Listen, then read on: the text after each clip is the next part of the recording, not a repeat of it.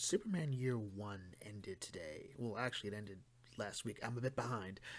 so, and I, instead of doing it as a regular rapid fire review, I kind of just wanted to talk about not just that issue, issue three, but as well as all three issues. I was also surprised this was only going to be three issues. I thought it was going to be longer, and I think it really should have been, which is a bit sad because it's more than the standard 30 pages that most comic books are. Like Superman Year One was given like 60 pages per issue, so it's effectively 6 issues for a regular comic.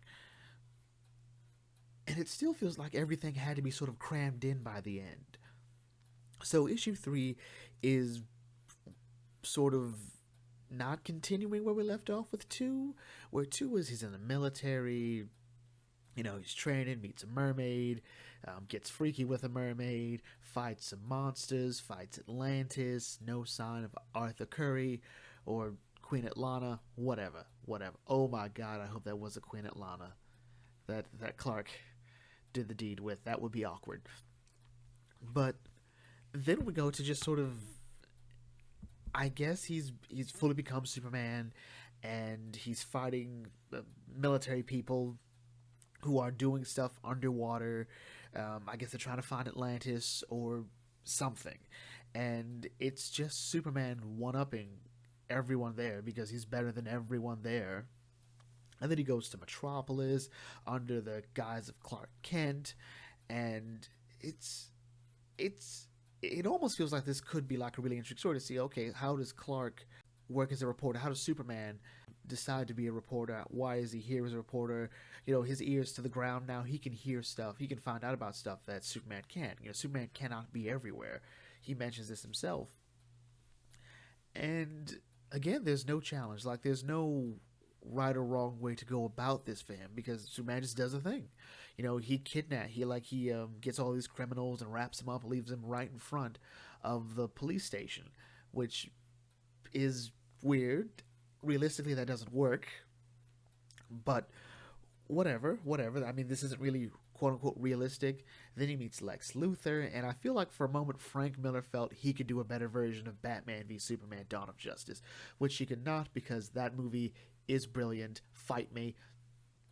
And he just sort of, this meeting with Lex isn't as interesting as in Dawn of Justice for one, and he just sort of like wants to get. He has Lex sort of manipulate Superman to doing stuff, namely fighting Batman. Why does he have to fight Batman? Well, sort of the same reason he had to fight him in Dawn of Justice. Like, he's violating the law and due process. Like, that's exactly what Superman does. What is this? And then they go and fight, and it feels like for a moment Frank Miller, this is actually when it starts to go fully off kilter. Frank Miller, I think, remembers two things. One, he wants to tie Superman Year One into stuff like Dark Knight Returns, Dark Knight Strikes Back for some reason, Dark Knight Master Race, maybe even All Star Batman and Robin, and he doesn't seem to want to acknowledge Batman Year One, which is, I think, his most stable and normal Batman book, or actually I think it's the most stable comic book that he's done for DC. So he has Superman and Batman meet, and it's this great moment, world's finest, but it doesn't feel like world's finest because we don't know them like at all. And this Superman is so very not Superman as I think we would associate with quote unquote world's finest. And Batman doesn't come off as that interesting either. Like, if you were to tell me that this Batman becomes the Batman in Dark Knight Returns, I would say you're on something. I would say you're on something. This doesn't feel like him. Feels a bit bratty. Feels a bit like, yo, let's go, tough guy. I'm stronger than you because I'm Batman. And the reason Batman can say that is because Batman has earned it. This one doesn't feel like he's earned. Actually, most of Frank Miller's Batman outside of Dark Knight Returns, Master Race, and Year One don't quite feel like the hype has been earned. And this fight with Superman goes about as well as like that first couple minutes of the Batman Superman fight in Dawn of Justice, where we're doing stuff, doesn't do anything, except it's even worse because at least in that one we understood why this animosity was happening, why they were on such opposite ends of the conversation here. One doesn't even know what the conversation is. All he knows is this guy's a problem. This guy came in and told me I had to stop. All right, not happening. So then the fight goes about as well as you would think, and Superman's about to legitimately looks like he's about to kill Batman. Then Wonder Woman just shows up out of nowhere. Legit just shows up out of nowhere. And then this is when you begin to realize even more that Frank Miller is writing this, because Frank Miller has always had one weakness. One of many weaknesses, but one of his big weaknesses is he does not quite know how to write for Wonder Woman. He doesn't. He does not. And to be fair, I think writing for Wonder Woman is a bit tricky for a reason that I've been trying to work on for a later video. But Frank Miller has always had one idea in his mind when it comes to Wonder Woman. All right? She wants to bang Superman. And she does. In this one, that is like her main character. Also, she's like, no man can tame me. Yeah, because I'm Wonder Woman. Yeah, Amazon. Snap, snap, snap. And that's sort of it. And it's a bit sad. Maybe issue 3 should have been about the Trinity. Should have been Batman, Superman, Wonder Woman, the quote-unquote founding of what would be the Justice League before they're shut down by the government.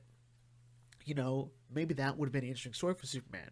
Because if this is still supposed to quote-unquote be, in that same universe, then the president had the deal the president offers and everything else has to come into effect. So what makes Superman decide to bow to the government? What makes him become the government's stooge?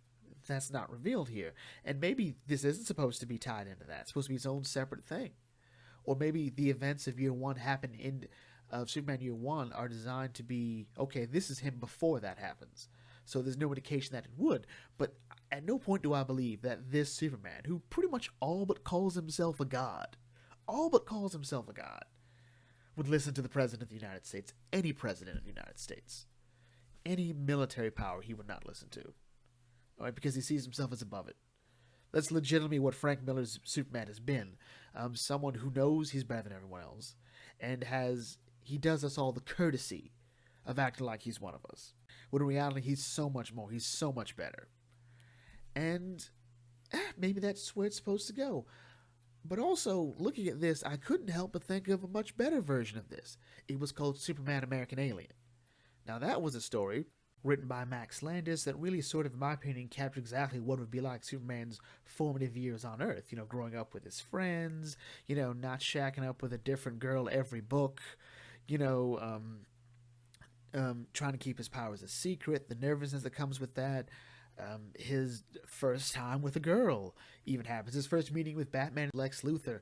All of these feel like important things that shape who he is. Miller's book doesn't do that. And maybe he's trying to go for a more realistic take on the idea. Like, how special is Superman? Like, how aware is Clark when he leaves Krypton? That's sort of the question that he's asking. In Miller's mind, well, he was super aware. Like, he's a heightened being. He's basically a god. Why wouldn't a god be aware of everything going on around him from, his birth? I don't regret reading this. I think I want to get that clear. You know what you're getting into when you pick up a Frank Miller book, the more you read comics. If you've only read Batman Year 1 and Dark Knight Returns, and I still haven't read his Daredevil, but I heard it was really good. If you only read those 3 things, you would think Frank Miller could do no wrong. But the more you get into comic books, the more you hear about stuff like All-Star Batman and Robin, Dark Knight Strikes Back. And you sort of realize Frank might be a bit, I don't want to say crazy is the word, but you kind of circle around those things. You know what you're getting into with a Frank Miller book. All right. And the thing is, I legitimately think he tried. I think he tried very hard. Issue 1, issue 2, he was really putting in the effort. And then 3, he remembered once again 2 things. That he had to sort of connect this to everything else, and that he's Frank Miller. So, anyway, what did you guys think about Superman Year 1? Did you enjoy it? Did you like it? Did you hate it?